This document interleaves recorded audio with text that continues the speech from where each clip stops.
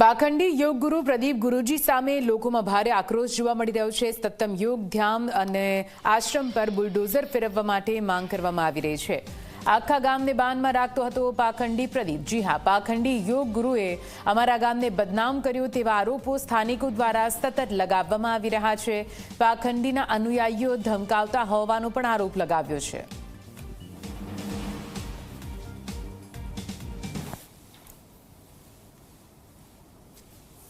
પાંચસોની duplicate ચલણી નોટમાં કામરેજના ધોરણપાડી ખાતે આવેલા જે આશ્રમ છે તેની કડીઓ જોડાય છે અને હાલ ગામ લોકોમાં ખૂબ જ રોષ જોવા મળી રહ્યો છે, કારણ કે અનેક લોકો છે તે ગામના સવાલો કરી રહ્યા છે કે આટલા વર્ષથી આ આશ્રમ જે રીતે ધમધમી રહ્યું હતું, શું સુરક્ષા વ્યવસ્થા રાખવામાં આવી હતી। આપણી સાથે ગ્રામજનો છે, તેમની સાથે સીધી વાત કરીશું। સાહેબ, મારું એટલું કહેવું છે કે જે પેલી બહેને જે વિડીયો મૂકેલો હતો કે અમારી છેડતી કરે છે, દારૂ પીને આવે છે, તો મારું એટલું નિવેદન છે કે આજુબાજુના પોલીસ સ્ટેશનમાં એવી કોઈ છેડતીની કોઈ કમ્પ્લેન છે ખરી?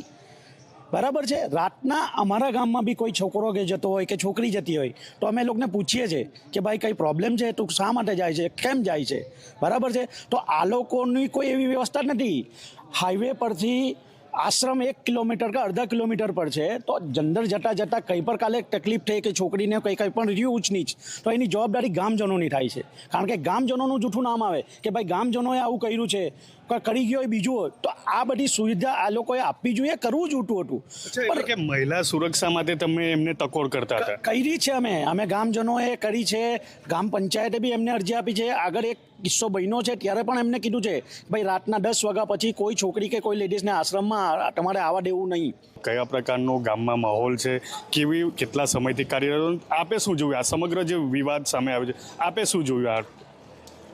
આ વિવાદમાં પ્રદીપજી મોટામાં મોટો દેશદ્રોહ કરીને બેઠા છે, એને લીધે આખા ગામનું નામ વિશ્વ ફલક પર ખરાબ થયું છે।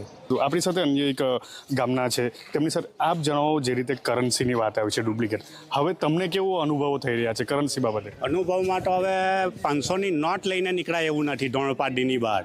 ચોક્કસથી 500ની નોટ વટાવવા જેવું ગ્રામજનો માટે હવે એક સવાલ ઊભો કરી બેઠું છે। આપણી સાથે અન્ય એક ભાઈ છે, તેમની સાથે વાત કરી। આપ જણાવો, કેવું આશ્રમ હતું, ગ્રામજનોને પ્રવેશ શા માટે ન હતો? આશ્રમમાં બધી પ્રવૃત્તિઓ ગેરરીતે ચાલતી હશે, એટલે એ બંધ હંમેશા માટે બંધ હતો। ગામ લોકો અંદર પ્રવેશતા જ નહોતા અને લેડીઝોની અવરજવર વધારે હતી, અને ઘણી વખત પુરુષો કરતાં લેડીઝોની અવરજવર વધારે હતી। લેડીઝ લોકોની અવરજવર વધારે હતી અને ગામ લોકોએ અરજી બી એમને આપી છે, અને થોડાક ટાઈમ માટે અટકી જાય છે અને પાછું એ રૂટીન થઈ જાય એમના માટે।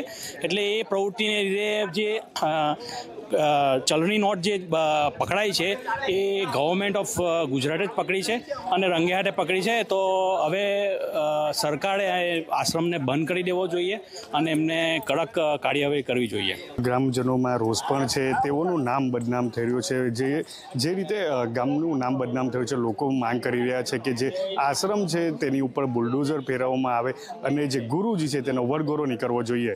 સંદીપ વસાવા, ઝી મીડિયા, ધોરણપારડી, સુરત।